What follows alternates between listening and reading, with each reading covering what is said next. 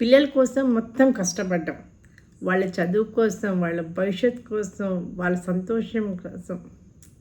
కానీ ఒకరోజు పిల్లలు వాళ్ళ జీవితాలు చాలా బిజీ అయిపోతారండి.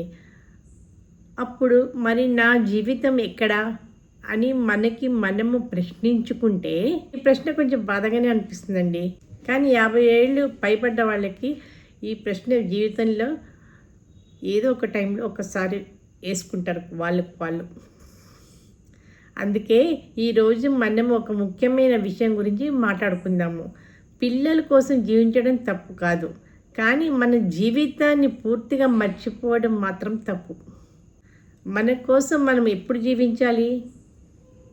మన జీవితాన్ని వెనక్కి చూసుకుంటేనండి, చిన్నప్పటి నుంచి చదువు, తర్వాత ఉద్యోగం, పెళ్ళి, పిల్లలు, వాళ్ళ చదువులు, వాళ్ళ ఉద్యోగాలు, వాళ్ళ పెళ్ళిళ్ళు, ఇలా ఒక బాధ్యత తర్వాత ఇంకొక బాధ్యత.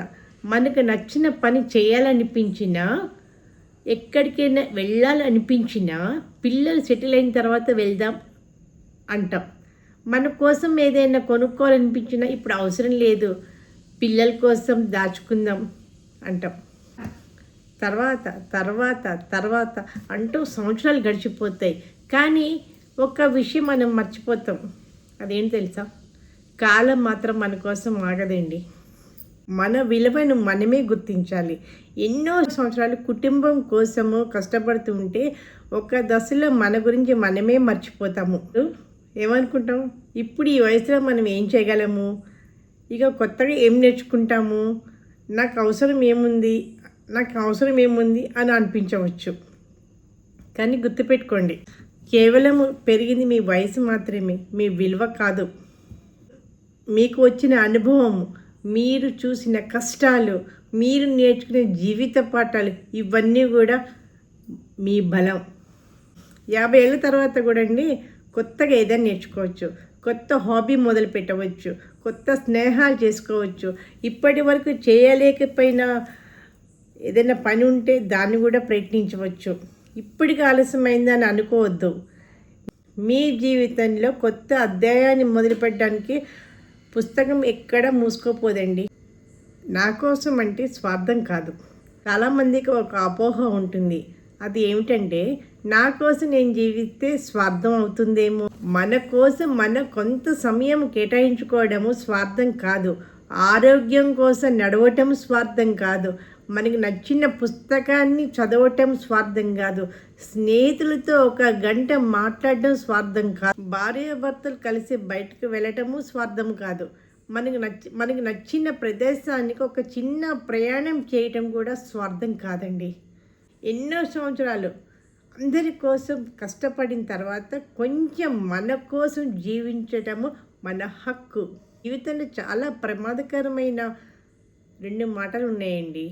అవి తర్వాత చేద్దాం. ఎప్పుడైనా అనిపిస్తుంది, డబ్బు కొంచెం ఎక్కువ వచ్చిన తర్వాత ప్రయాణం చేద్దాం, ఏదైనా ప్రదేశం చూడాలనుకున్నప్పుడు అనుకుంటాం.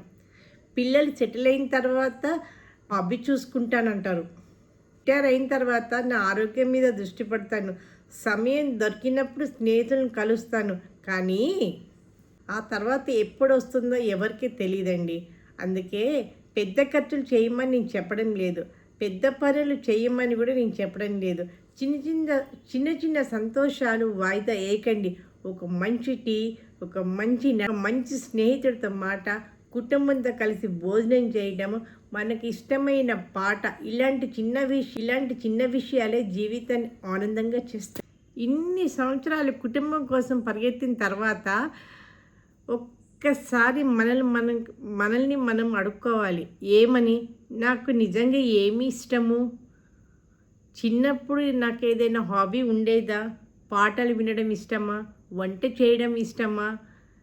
లేక తోట పని చేయడం ఇష్టమా? ప్రయాణాలు చేయడం ఇష్టమా? స్నేహితులతో సమయం గడపడం ఇష్టమా?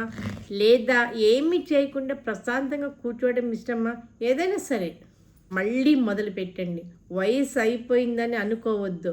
మనస్సు ఉన్నంత వరకు మనం కొద్దిగా మొదలుపెట్టడానికి వయసు అడ్డంకి రాదు. అయితే మన కోసము జీవించడంలో మొదటి అడుగు ఏమిటి తెలుసా? ఆరోగ్యం. ఎందుకంటే ఆరోగ్యం లేకపోతే డబ్బు ఉన్నా ఆనందించలేము, సమయం ఉన్నా ఉపయోగించుకోలేము. అందుకే రోజు కొంత సమయము మన శరీరం కోసము కేటాయించండి.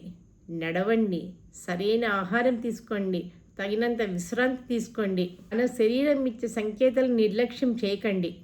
మన కోసం జీవించడం అంటే ఖరీదైన ప్రయాణాలు కాదు, మన శరీరాన్ని, మన మనసును గౌరవించడం.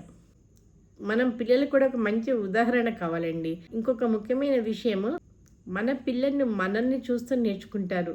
మన జీవితం అంతా నీకోసం నేను ఇన్ని వదిలేశాను అని చెప్తుంటే వాళ్ళల్లో ఒక క్విల్ట్ పెరగచ్చు.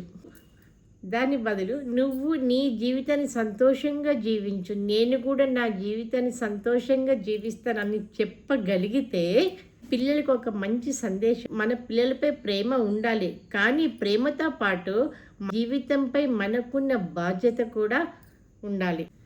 ఒంటరితనాన్ని దూరం చేయాలండి. 50 తర్వాత ఇంకొక విషయం చాలా ముఖ్యము, మనుషులతోటి సంబంధాలు.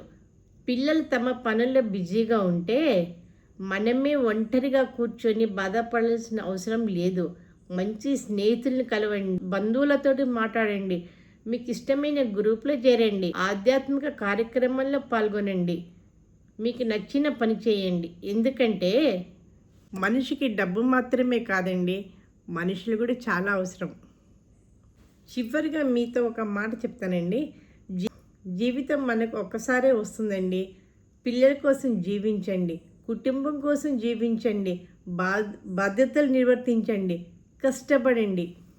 మీరు కూడా ఈ జీవితంలో ఒక భాగమే అని మర్చిపోకండి. మీకు నచ్చిన చిన్న సంతోషాన్ని ప్రతిసారి వాయిదా వేయకండి. మీ ఆరోగ్యాన్ని నిర్లక్ష్యం చేయకండి. మీ స్నేహాలను కోల్పోకండి. మీ మనసుకు నచ్చిన పని ఏదైనా ఉంటే మళ్ళా మొదలుపెట్టండి. ఎందుకంటే పిల్లలకు మనం ఇచ్చేది ఆస్తి మాత్రమే కాదు, మన జీవితం ఎలా సంతోషంగా గడపాలో చూపించే ఉదాహరణ. పిల్లల్ని ప్రేమించండి, వాళ్ళకు అండగా ఉండండి, కానీ మీ జీవితాన్ని కూడా ప్రేమించండి. వాళ్ళది వాళ్ళ ప్రయాణం, మీది మీ ప్రయాణం. ఆ ప్రయాణం ఎంత మిగిలి ఉందో మనకి తెలియదు, కానీ మిగిలిన ప్రయాణాన్ని ప్రశాంతంగా, ఆరోగ్యంగా, మనస్ఫూర్తిగా జీవించడమే నిజమైన విజయం అండి. ఈ వీడియో నచ్చితే మీ స్నేహితులతో, కుటుంబ సభ్యులతో షేర్ చేయండి. మరియు ఒక ప్రశ్న, మీకోసం మీరు చేయాలనుకున్న ఒక పని ఏమిటో కామెంట్ రూపంలో తెలియచేయగలరు. ఇలాంటి మంచి life lessons and motivational videos కోసం మా ఛానల్ని సబ్స్క్రైబ్ చేసుకోవడం మర్చిపోకండి.